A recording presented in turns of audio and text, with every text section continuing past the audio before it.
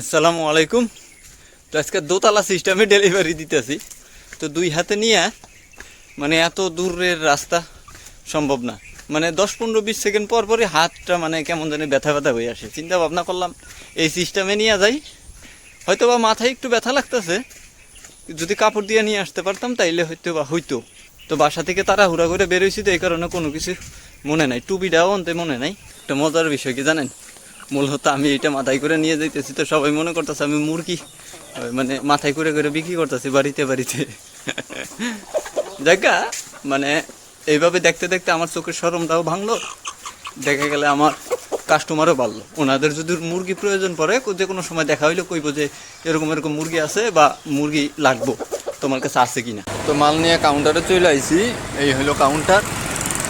আর এটা হচ্ছে আমাদের এই চট্টগ্রাম চুয়েটের সামনে। আজকের মালটা যাবে হচ্ছে কিশোরগঞ্জ। তো কিশোরগঞ্জে যাওয়ার আগে এটা যাবে হচ্ছে চট্টগ্রামে সেই বড় ভাই আরো কিছু মুরগি নিছে, তো এইটা আর ওইটা একসাথে যাবে আর কি। তো সেই সুবাদে চিন্তা করলাম একটু যাওয়াই যাক, আগে ভাগে রওনা দিই। তো আগে ভাগে রওনা দিছি সেটা ঠিক আছে, কিন্তু যার কাছে মালটা দিব সে নাকি একটু কাজে ব্যস্ত বইরে গেছে। তা আমি আরো তাড়াহুড়া করে বের হইলাম, না খাইয়া বেরোইছি। তো যাই হোক, ওইটা বড় কথা না। চিন্তা করলাম আজকে না হয় নাই দেই, আবার চিন্তা করলাম আজকে যদি আবার না দেই মুরগিগুলো আবার ধরা, আবার কার্টুনে ভরা, মানে এদের একটু ঝামেলা হইব, এরাও কষ্ট পাইবে, আমারও ঝামেলা। তো দিন শেষে চিন্তা করলাম যত লেটই হোক আজকেই দিয়ে আসবো। আর জ্যামের কথা কি কমু সেটা হয়তো আপনারা দেখছেন বা দেখবেন, ওইটা বড় কথা না। বড় কথা হলো একটাই মুরগিটার জন্য আমার টেনশন হইতেছে বেশি। ক্যারেট ছিল, তো ওই ক্যারেটার ভিতরে ঢুকাইতে দেয় নাই, বক্সের ভিতরে ঢুকাই নেওয়া লাগছে।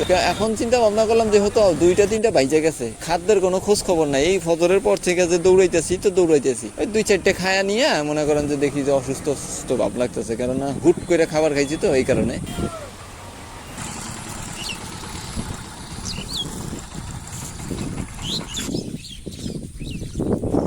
যদিও মানে টান টান টাকা নিয়ে গেছিলাম, সেটা বড় কথা না, মুরগিটা দিতে পারছি, এটা হলো আলহামদুলিল্লাহ।